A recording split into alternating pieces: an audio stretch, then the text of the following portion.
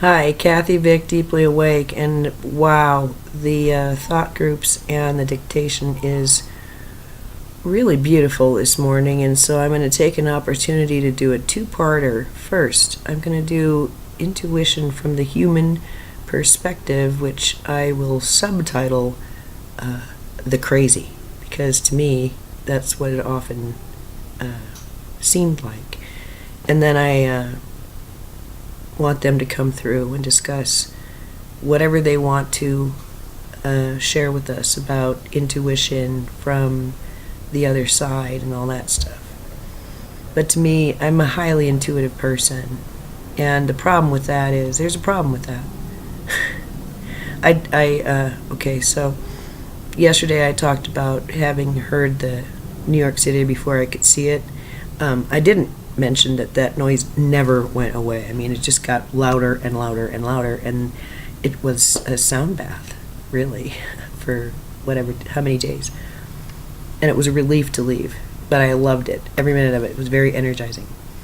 Anyway, in high school, this is what led me to a psychic. My dad went to a psychic, and then he sent me to her. Not with this complaint, just because I really was interested. I would go to high school, and I hated to be in the hallways because I would get in there and I'd feel really, really, really awful all of a sudden, and I could look up and I'd see this big black cloud, and it was like squiggle, squiggle, squiggle, squiggle, squiggle, and it was just loaded with teenage insecurity and self-hatred and fear, and oh my God. I could hear so much, and it was just like, ugh. So I went to my psychic friend and said, hey, this is what's going on. And she said, oh yeah, well, you just have a volume issue. You know, you could turn that down. You have to practice, but you don't have to hear that if you don't want to. So there have been times when I have just meditated a radio set and then dialed things. And sometimes it's hard to move the dial, and sometimes it's really easy, but it's helped temporarily. But anyway, just being seen, just having someone say, oh, well, yeah, here's the problem. That was sort of the cure. I mean, I'm still talking about it, a long time later, 40 years later. So for me, intuition, the question is it real? Because I can see pretty far. And I've finally met some people, through my life I have too, who have sight. And it's really nice, because then I don't feel crazy anymore. And it's like I get a life injection, because the truth is that it serves no purpose except to soften my heart. And pisses me off, though, when people won't stand in their truth, because I can feel and see and hear their truth. And yet my boss sits and smiles at me and pushes a paper toward me and says, sign on the dotted line. And I can feel,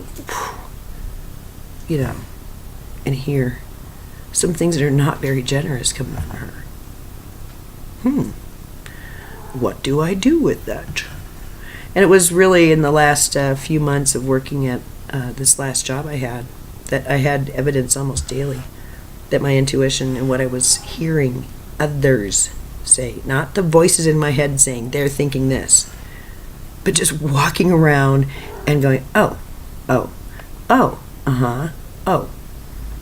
and getting confirmation of that. Now, does that mean that I'm an X-ray scanner? No, because you know what? I don't really care.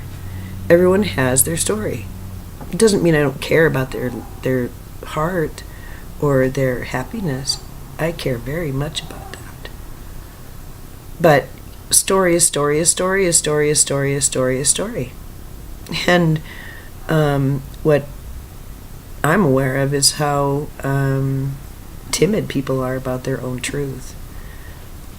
So the thing is that, all right, when I get naked in front of people or someone, then the expectation is that they're going to see my body and say, "Oh, well, cool." I mean, they're not going to point out the things that look different than on models, and they might actually have appreciation. Now, why do I expect that? Because that's what feels best. I don't want to be shamed for something that I, at the moment, have no power over changing. And further, the last time I checked, I grew this thing for me, not for someone else's visual pleasure. Last time I checked, that was far down on my list of things to do with my body. Oh, really? The job is to please you and your eyeballs? Well, all right. Isn't that nice?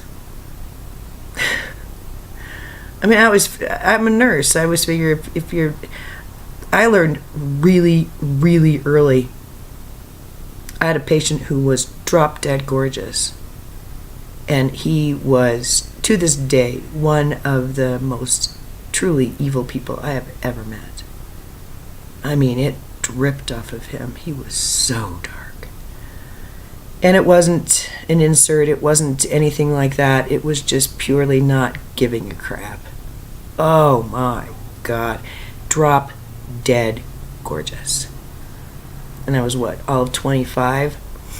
And I'd had so many experiences with people who maybe looked kind of weird. And the more I got to know them, it was like, whoa. Yeah, I can't get enough of your beingness. You're so beautiful.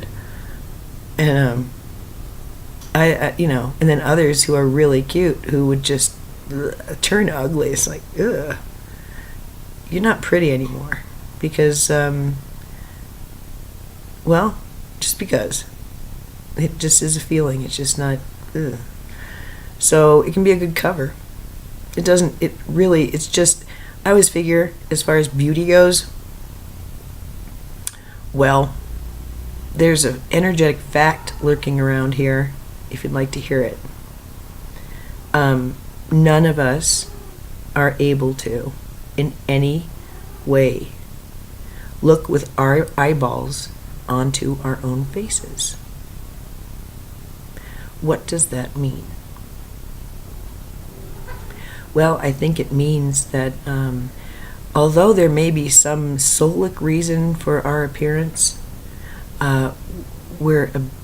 there's some built-in unawareness to this thing, and that's sort of how we stand as mirrors for each other. We can't see our own face, and so I think that's a very profound thing. And so I don't really feel like it's anybody's responsibility to be pretty or ugly or, whatever, disfigured or, I don't know, fancy. It's just beside the point. And some people, that's their raison d'etre. So they're very fascinating to me. How did I get off on that? Well, what the hell? The idea here is appearances, isn't it? And so intuition, I think, is if I have that level of intuition and I question it, gee, you think that might be the human condition? That we doubt ourselves? Yeah. Because, and I talked with a fellow last night who I did a reading for about intuition. He was asking about it. And I told him, it really took me about, I would say about over 20 years of true study to know what is my lower mind and what is my intuition. To really, really, really believe my intuition. So yeah, I really get it that people might be a little confused about what's going on around them or in the world or whatever. Because there's self-doubt, pure and simple. I think there are very many ways to get to the heart of it, to get to the truth of it for self. And the truth to me is that we all know the truth. There's sure, there are people who are less intuitive or switched on or, aware, sure.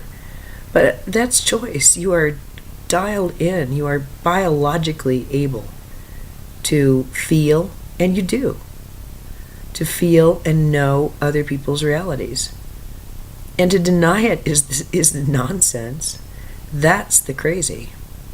Because we have an impact on each other. We each have this aura or Merkaba or light body or like field, magnetic field that our DNA emits. Okay? It's a magnetic thing. And we have a magnetic charge, all of it, each of us. And this is closely tied to many things that we're not aware are tied to our magnetics, such as fields of consciousness, fields of agreements, belief structures, energetic signatures like horoscopes, natal charts. There's a lot that has to do with magnetics. The bottom line is that we are each of us, influential on each other. And there is a cloud riding above us, between us, always, between everybody. That's why you can walk in someplace and say, oh wow, it feels really weird in here. Really? I wonder what that is. It's not the structure. That's just wood. It's a combination of the people within and what they're creating together. Because it depends on, where people are at with how they emit their signature and what they're thinking and feeling and believing. This creates a soup. And of course, they're riding in this beautiful cloud of help and love and creator and all that, their higher self, their soul. I prefer soul or core. Everybody walks around with their core. So that too adds very significantly to the mix of certain gatherings and groups. So it matters. How people hold their energy matters, especially when you're highly, highly intuitive. I think that empathy is a dulled down version of intuition, because what I feel is that I have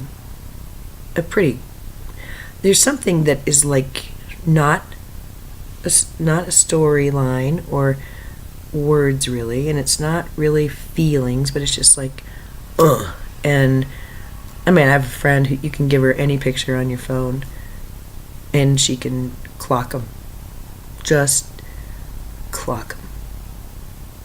And that's a gift. That is something that is extraordinarily powerful. And so the question is, if you're taking off your clothes in front of somebody, you kind of want them to be able to self-manage, right? You'd like them to be responsible. And actually, wouldn't it be great if they were mature enough to see value in your beautiful, outrageously functional and lovely and intense body, however it presents? Wouldn't that be great? Further, wouldn't it be great if we lived in a way where we applied that to each other as people? Well, the thing is that when you have really good intuition, you're sort of called to be highly compassionate. Because if you can hear what people are going through, holy crap, a lot of it's really sad. A lot of it is really sad. And so it sort of takes for me, it's taken the anger away, I guess. And I still have places, and I have sore spots. I still have things I react to, like an angry child. And I still have things that trigger sadness and melancholy and depression and stuff, but none of it lasts very long. And I can see it for what it is, and it's a feeling, and it's a shared reality, because I know that at baseline I'm at peace. So when those things visit, and they're not just, it's a shared reality. So and that's fine. That's kind of the human condition. But because I can feel into people, I can sense, things that make me behave sometimes in ways that they might not like, limiting contact or whatever, or wanting more contact. And I get weird responses either way sometimes. So when I say I'm atypical, that's part of it. But the crazy comes with when you know something, and it is forbidden to acknowledge, or to acknowledge would bring down hard rain. Just saying the words. So I think that a lot of people, my distress, I realized when I was doing hospital work, and then I'll close, when I would feel like my heart clamping down, and I'd feel really crappy again, because I'd feel pretty good walking into a shift, and then I would be really sensitive to my body and what was happening. And I noticed when I had my when I was the most uncomfortable and really just feeling awful, it was when I really needed to speak up, and I didn't know how. And I was so mad. I was mad at them, I was mad at me, and I didn't know what to say. And oftentimes I still don't, because I knew that at the time, if I said anything, it would be attacking and mean, and very petty and immature. And I didn't want to act that way. I didn't know how else to defend myself, because I felt like I was under attack a lot of the time. And oftentimes I was, just from people who were very unthinking and unpleasant. So I didn't know how to transmute that or work with it so it didn't hurt me. And these are all, like, if you're an intuitive or an empath, then I don't know, just being in public can be really, depending on where your dial is set, kind of overwhelming and sometimes painful. I know a lot of kids who really don't want to be in public anymore. They really don't want to be around people anymore. And I think that is real common. I read about it in Dolores Cannon's book of the second wave. These are people who literally can walk through a mall and change the energy of the mall and, increase it, because that's how it happens. It's the highest vibration sets the tone for the group. And it used to be that you needed usually more than one person who was vibrating high to break through any of the darkness, or to just have a balance and just to have a little bit of peace, but never for long. This is different. This is self-generated, and these kids especially are very powerful, a lot of them. And some of them know it, some of them don't. But, we each come here with things to do. And some of them are kind of unpleasant, and it's sort of, fine, stay in your room. Stay on the computer. Fine. But that's not the mission. So, little hatchling, do your job, grow up, and you're going to go out there and wow the world. But right now, everything hurts. So intuition can be really tricky. I think people with very high intuition also usually have sensory integration problems, meaning they don't like loud noises, or might be hypervigilant sensorially. And this can be, people can then attribute this to some horrible event that occurred, and then then the PTSD thing can, come into play, which isn't that bad. I mean, I think that anyone who's intuitive does have, I think PTSD is just a metaphor for having gotten pounded and messed with, and a lot of it's just the psyche that is truly in survival mode and scared. Those are traces of fear. But the hypervigilance, that's just like, it doesn't feel good.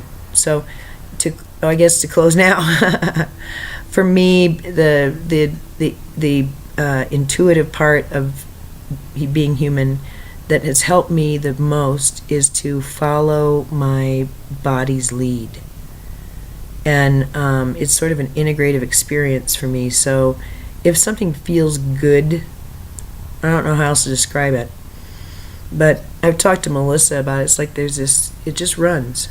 It's smooth and it runs, and there's no snags, and it feels good. And each are honored, and each are feeling good, and each are feeling safe, and it's a good thing.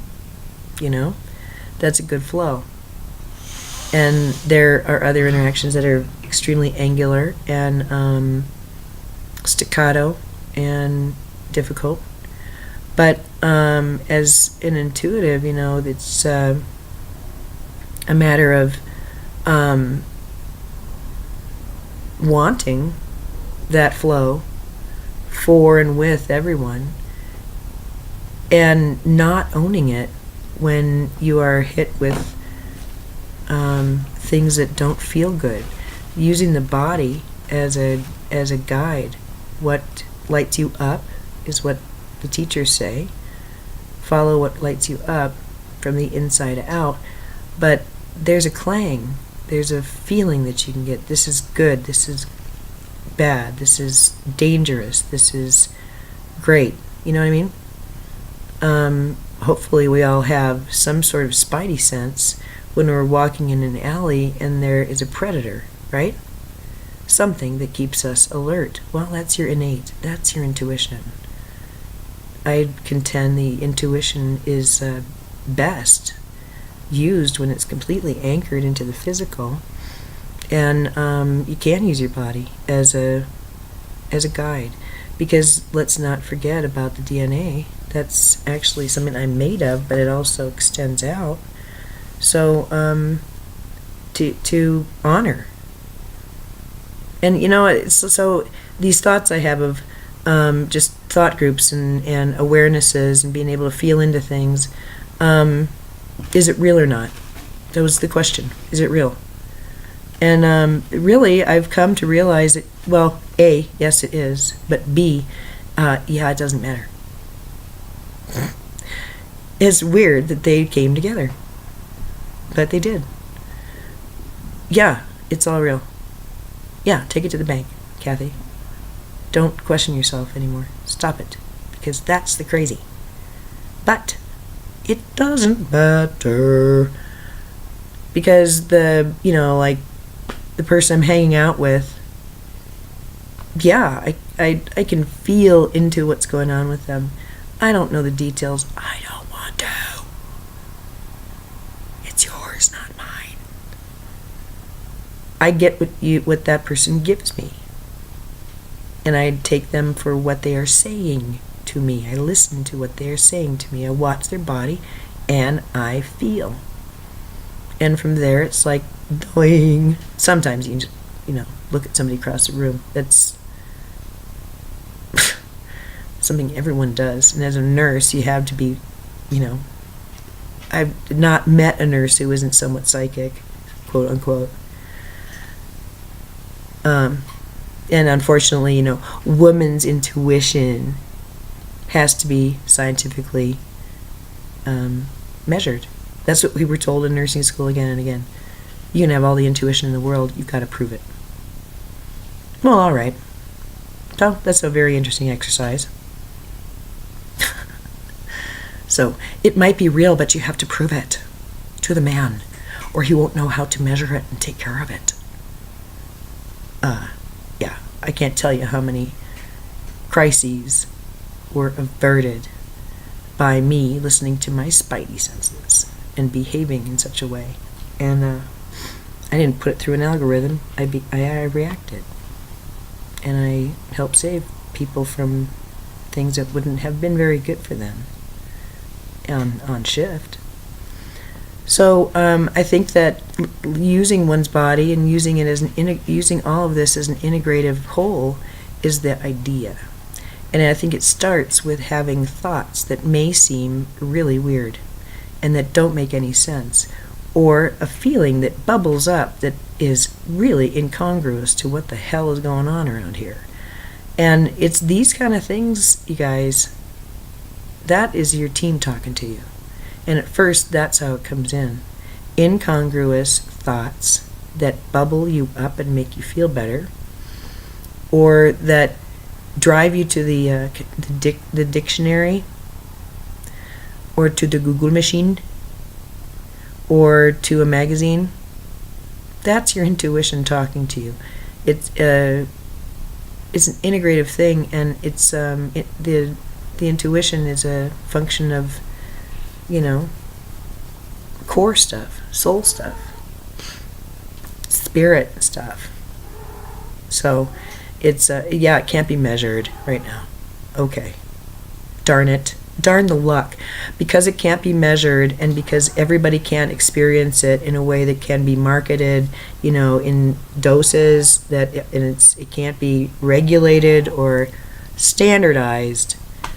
It's worthless, or it doesn't exist, or it should be suspect. And if we all just walked around truly honest to God, trusting our intuition rather than our mind and all our weird messed up projections, our intuition, and we spoke from there with harm to none, with self-responsibility, yeah, give it a week and this planet would be on a different course. It's this disbelief that we've actually got help, and we actually are intelligent creatures, and we don't really need anyone telling us the truth, because we checked, and sometimes people will deny about 99% of the time. That's why I don't really share a lot of what I know. It's really not. So what if I know all that? So what? If they're sitting there telling me everything's cool, then everything's cool. They're not willing to share, and I can see that their heart is bleeding onto the floor. I don't know how to bridge that gap. My friend Sonny does. But I honor someone who is cloaked.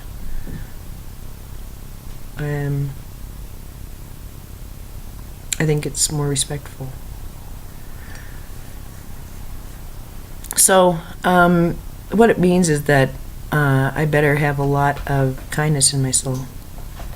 I better have depth. I better have a ton of whatever you'd call forgiveness, which is really just seeing everybody as guiltless and shameless and blameless. Because what I see in others, I see in myself. And people feel bad about what they carry. They shouldn't. We all walk around with monsters that we've created and that gnaw on our legs sometimes. It's the human condition to think that someone's better than you or holier than you or got their shit together more than you. Well, please stop that. I mean, I do that too. I look at people and go, oh, I wish I had that attribute and that attribute and that attribute. But I don't go, because I don't have it, I'm a crap person and they're great. No. They have things I like, and that has to mean that I've got those within me, or I wouldn't resonate with them. Well, that's pretty cool. Now, how do I want to embody that reality? Would that be fun to behave more like that? to take on that attribute for myself? I don't know. I want to try it on for me. How does it feel? To be fearless like my friend Sparkle. I see he can do it. He's really good at it. Damn. So it's like that, we help each other. But, yeah, so I like my friends are the ones I learn from, who are creative and they're doing things different than me. But yeah, I'm aware of a lot of stuff. So what? People naturally react in a very protective way with themselves around me, because on a certain level they know they're exposed, and rather than being okay with that, like me being okay with being naked, they cover up, and that's cool. So did I. But I think as intuition gets stronger, then and self-trust gets stronger, and self-acceptance is stronger, then you realize that, so what? If you can look into someone's soul, so what? It's all beautiful. There's nothing ugly in there. Not one damn thing. There's nothing even that dark. And that's the punchline. We all walk around thinking that we've got this dark lurking in us, and it's bad, and we're wrong, blah, blah, blah. No! It's all beautiful. And that's just the God's honest truth. Even when someone's behaving like a pig.